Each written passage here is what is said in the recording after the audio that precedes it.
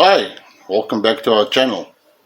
I did not make one on Monday, for those of you who are wondering.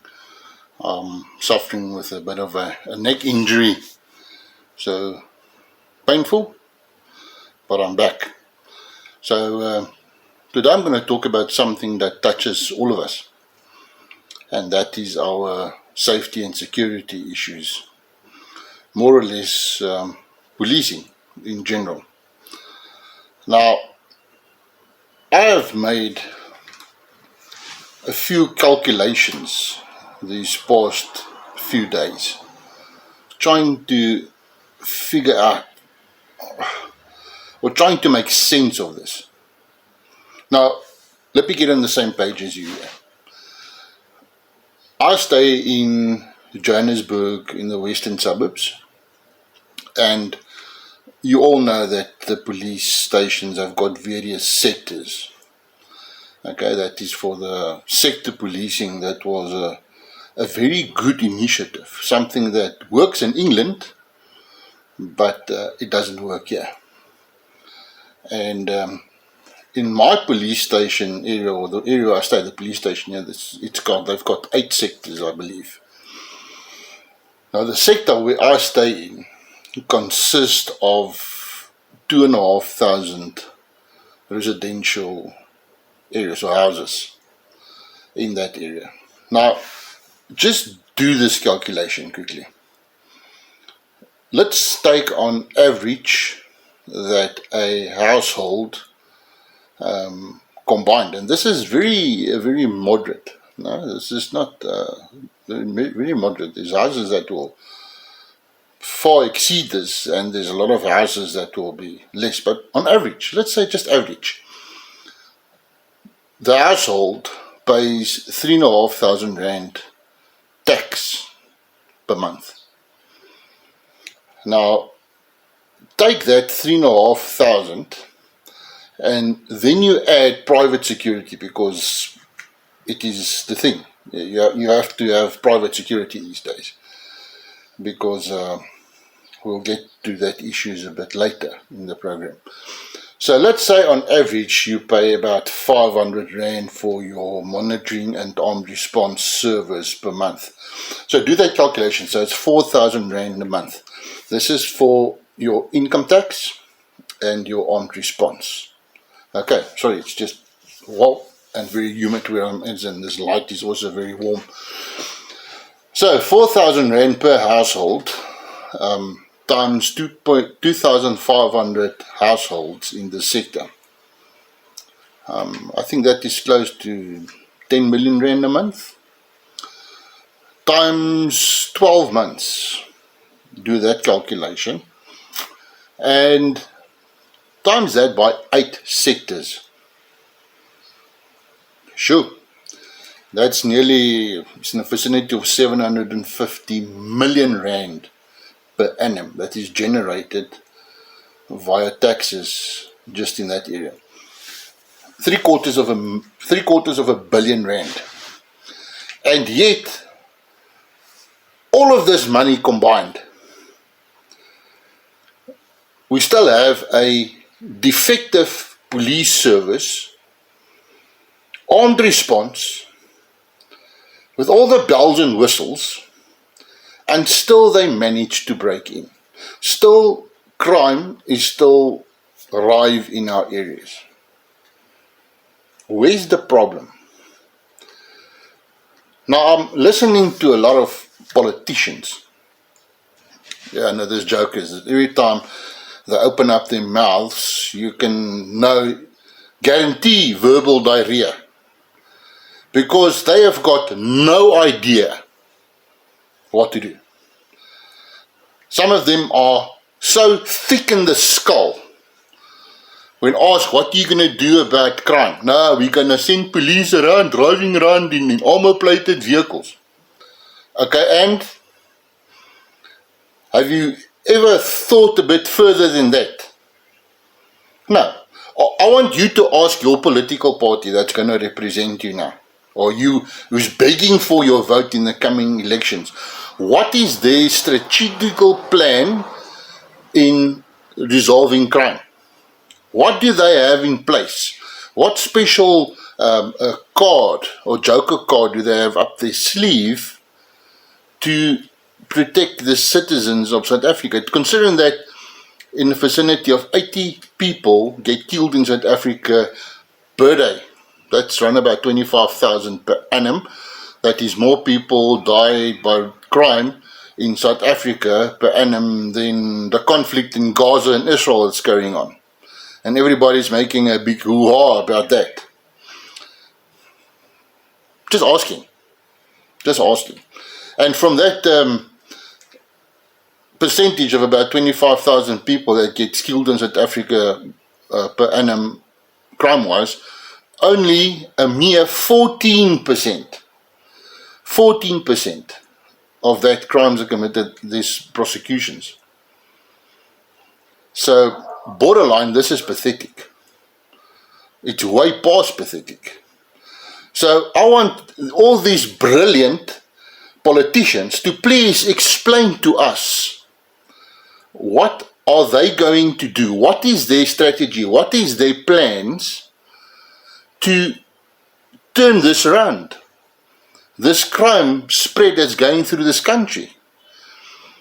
There was in business and BizTech the other day, a few months ago, top 10 cities in the world, most dangerous, and guess what? 4 of those positions were filled by South African cities. Pietermaritzburg, Durban, Johannesburg, and Pretoria. They were there. Not even speaking of whatever PE is called now and the rest. No? Competing with places like El Salvador and those places that is drug lords, it is mad. We are in that same bracket as them. What is your politician's idea? And I'm going to tell you straightforward, fuck all. They've got no idea how to do policing because they're a bunch of idiots. They want to beg you for your seats to go and sit there for the next 4 years in the green chairs, but they've got no idea what to do. They've got no plan. It is easy to stand in front of a camera and say, oh no, we're going to fight crime, we're going to reduce crime. How? How are you going to do it? Explain this to us. Explain this to me. Now, this is not about boasting me. I know a little bit, just a little bit about crime. And I can prove this. I was in the service for about 18 years. And just to give you a little bit of idea, this is just some certificates. I was well trained. Training officer, awareness, street survival, training management, SWAT, yeah, I'm a SWATie, tactical 1, what else is here? Geez, ETD practitioner, educational training development practitioner, there. Oh, and this is a nice one to have. Yep, I'm also a trained detective. Unbelievable. I was an instructor in the police. Here's one little picture. You see that fat boy? Yeah? That's me. Yeah, SWAT instructor. Joburg. Some others. So I can show them. Here's I think detective. That's me. Which one is this? Oh yeah. That is tactical instructors. That's me. ETDP. That's me. So I can show it. I've got the proof of being there. And this is a worrying fact because these politicians has got no idea what is going on in policing. They are telling us another bullshit story for us to fall for this. They've got no background. Nothing. None. Zero. Zip. It is the same as when the police appointed Ria Piega. Oh my word. What a disaster. Famous Ria Piega, new commissioner, chief in charge of the police, that makes this big scene about you don't have to be a drunk to own a bottle store. Remember that great speech? How long did she last? 2 months? 3 months? Because policing is a certain closed little circuit that if you don't understand it, if you don't understand how things work, you're going to be lost. How many dysfunctional commissioners, including the current one, who was a speed cop, a Travis there in Durban, would say, shut up, a little scarecrow. What does he know about policing? Nothing. He's got no idea. Jackie Celebe, you name them, coming down the road.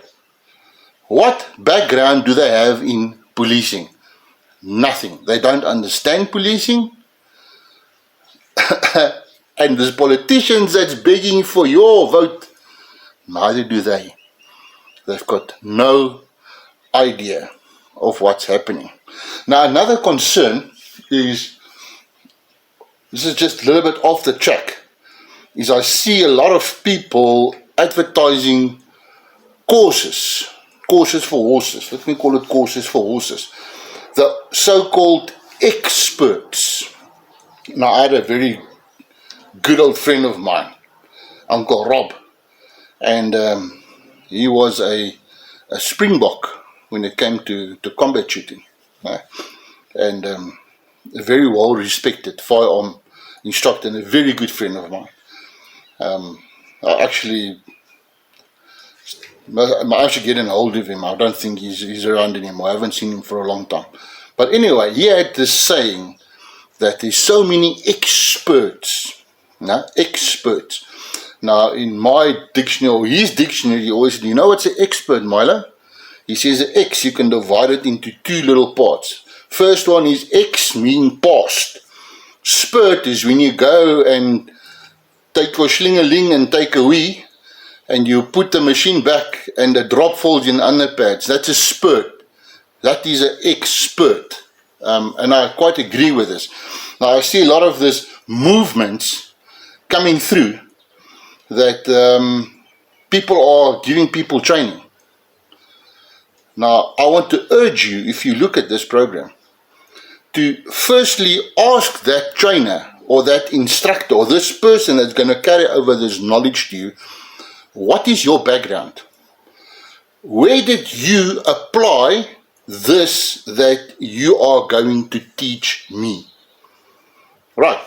So, coming from the springboard that I was at this unit, you see this unit, for nearly 10 years.